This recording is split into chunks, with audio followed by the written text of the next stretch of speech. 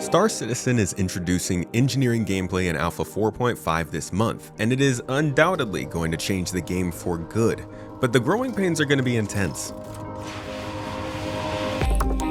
If there was a gameplay system with the same wide-reaching relevance to mechanics that server meshing has to the back end, engineering is it.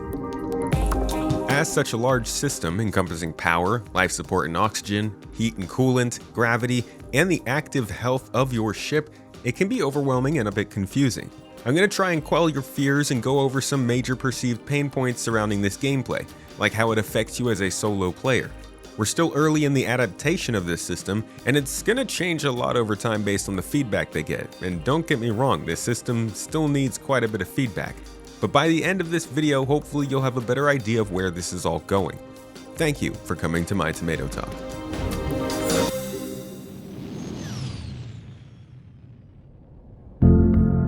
So what is engineering gameplay? At its core, the goal of engineering gameplay is to introduce the benefits of both active and passive ship maintenance, allow for ship repair out in the game world in addition to at landing areas and space stations, and create additional benefits for ships with reliable and skilled crew members on board. In this first iteration, the goal maybe is not always realized.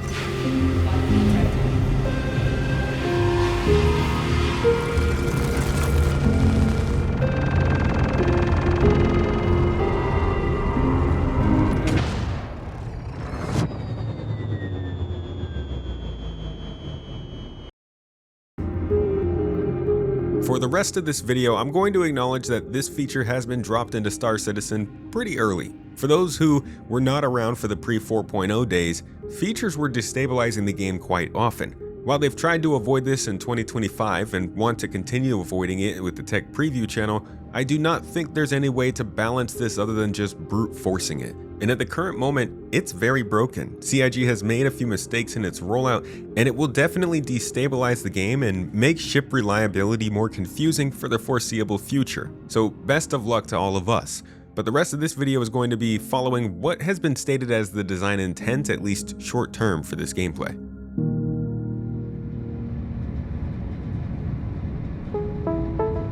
Now, the first way engineering manifests itself is through power management. We've been playing with power management in Star Citizen for about 10 years now, and from what I've seen in the most simple ships, your involvement with it is going to be largely the same as it has been for the last couple of years going forward. It's focused on balancing limited resources around your ship systems, similar to Star Wars Squadrons, Starfield, and even Elite Dangerous. But the resources aren't limited unless you're exerting your ship. Mining, combat, or something else that's adding for more power going to different systems. And even then, you're not going to have to really actively manage the power, except for when you're already starting to lose that battle. This is not a high tension part of engineering unless you're getting into pretty hardcore combat.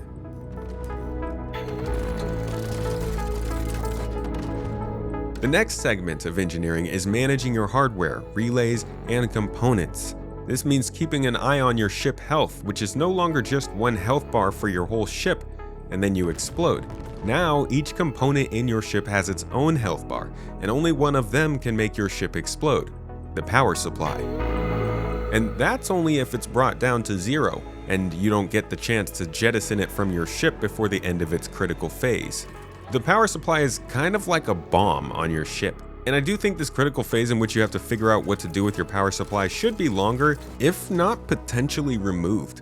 Losing an entire spaceship from an explosion is going to be incredibly painful as we move forward in this game.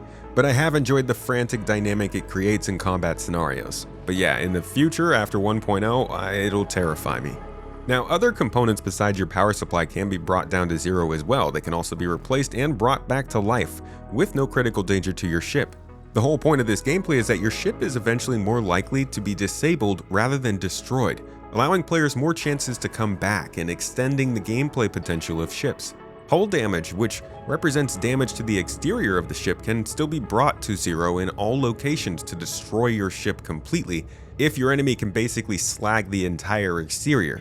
I also kinda hope this goes away, or CIG greatly buffs ship hull HP, because this idea of your ship being able to completely blow up from something should just be the most rare occurrence possible.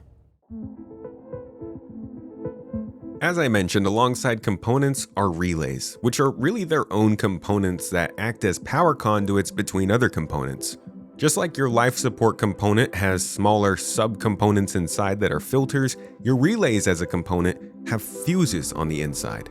Now generally there's only 1 to 2 of these relays on most ships and up to 4 on the largest. They are a weak point on your ship, but they're not complete power failure points that they originally were when the concept of engineering was first starting to be introduced.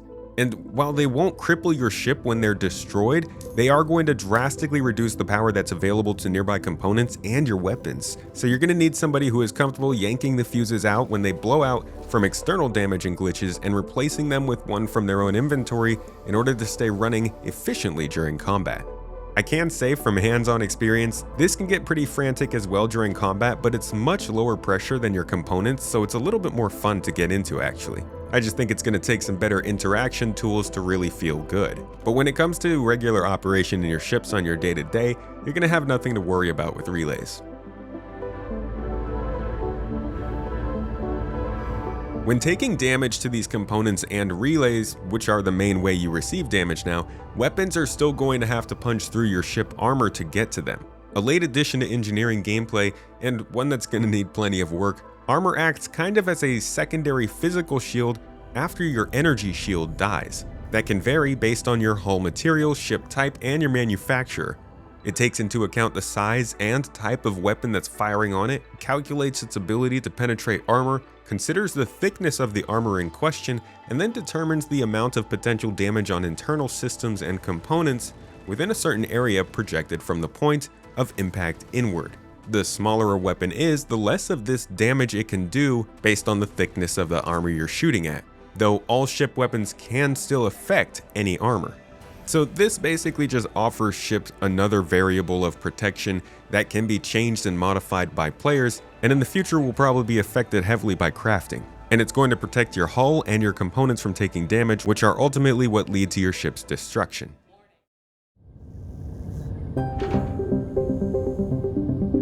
Outside of that, component damage received from active combat and mistreatment is also going to be joined by wear and tear. A much longer term degradation brought on by extended exposure, repetitive combat damage, and long extended times unrepaired. It can only be repaired and improved at dedicated facilities and limits the functionality of your ship when you leave it unchecked. It's kind of like the FPS injury system, but for spaceships. This is different from damage, which is what you are receiving on a daily basis, keeping the players accountable in combat scenarios and risky situations. This is more of a soft limit on the long-term viability of some ships, like how long-distance fighters can go for days on end in Pyro with a couple spare components and no worries, compared to your short-distance brawlers that would have to return back to space stations and safer places like Stanton to get service done. While I do expect wear and tear to last a person at least weeks in a lightly used ship, battling every day could lead to much more churn, and likely, what is the goal, more use of the population centers that have crafters, repair people, and shopkeepers that you can buy new components from. This wear and tear is going to keep component trade and creation alive. I would even say non-repairable wear and tear would greatly compound the effect, but I do think that would make the game feel a lot less casual friendly. Warning, fire detected. You're going to risk some of that wear and tear with fire, the worst thing that can happen on your spaceship. When a fire starts, it'll damage nearby components and fill the room with smoke until life support can scrub it out of the air, which is why your fire extinguishers and the vents in your room exist. While you currently have to use exterior doors to vent the rooms, it does work. You can stop fires this way, and you're free to fly into any battle with your whole ship vented already to stop fires from starting in the first place. And while venting does put out the fires, it's not actually going to reduce the temperature coming off your components as they lose their coolant, take on too much damage, or overheat in their processes. And if you do have an atmosphere, you can reach temperatures of over 1700 degrees Celsius, so your fire is going to spread throughout the ship, lighting up different flammable surfaces. So you're going to have to focus on both putting out the fire but also lowering the temperature to make sure it does not reignite. This should be an extremely rare occurrence outside of combat, but if you do find yourself losing a battle, I suggest getting very comfortable with this scenario. There are certainly a few risks introduced with this engineering system to ships, And months upon months of work and balancing are going to have to be done to make this comfortable for players. But before we wrap things up today, I do want to show you how this is going to affect you if you are a solo player in Star Citizen.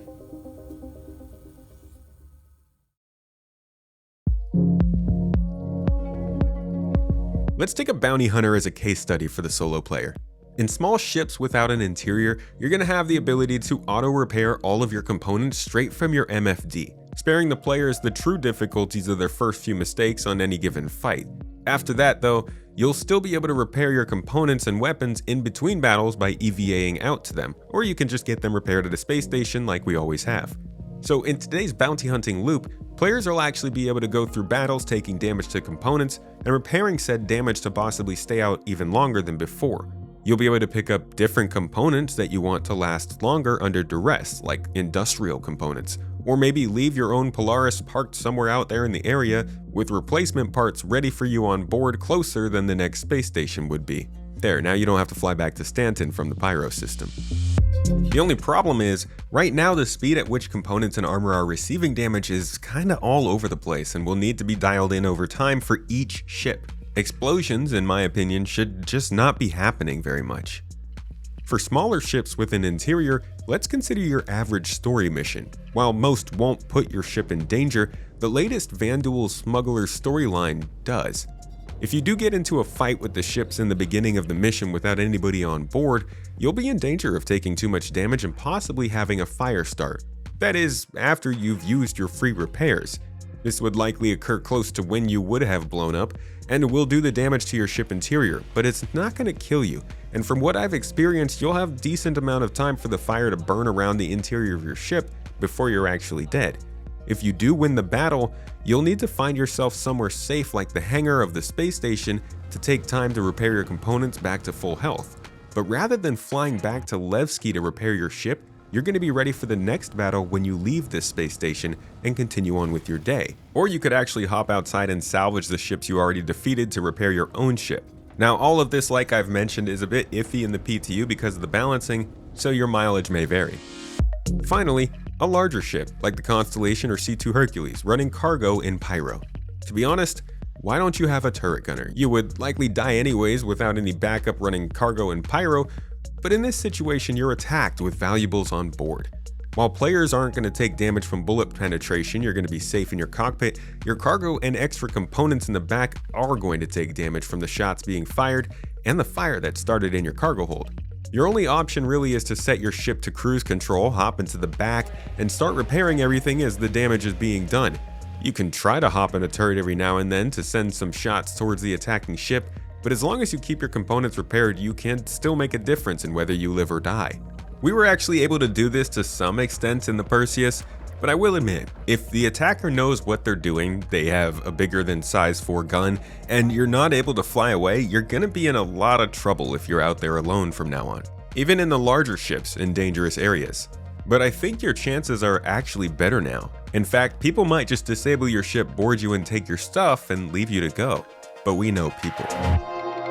So, don't get me wrong, there are going to be annoyances here that manifest in weird ways, both design focused and also just oversights, especially with how unfinished the system is still. But I think this is the fastest way for it to get made game ready.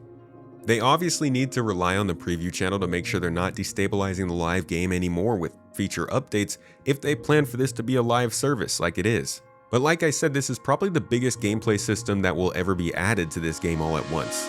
It reaches into just about everything in the game, even past ships going into outposts, space stations, and landing zones, new contracts that will be running, and exploration gameplay that will take place in some of the upcoming content. Engineering is huge.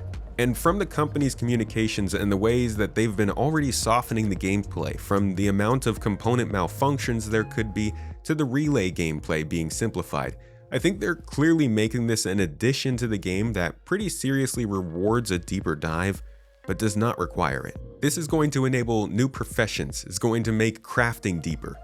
It's going to become something you can use to specialize and customize your ship to run how you want. It'll be a bit of a time sink and a money sink, and you're going to need to pay attention to it if you're planning on getting bigger ships. But I don't think it's going to impact your daily gameplay all that much.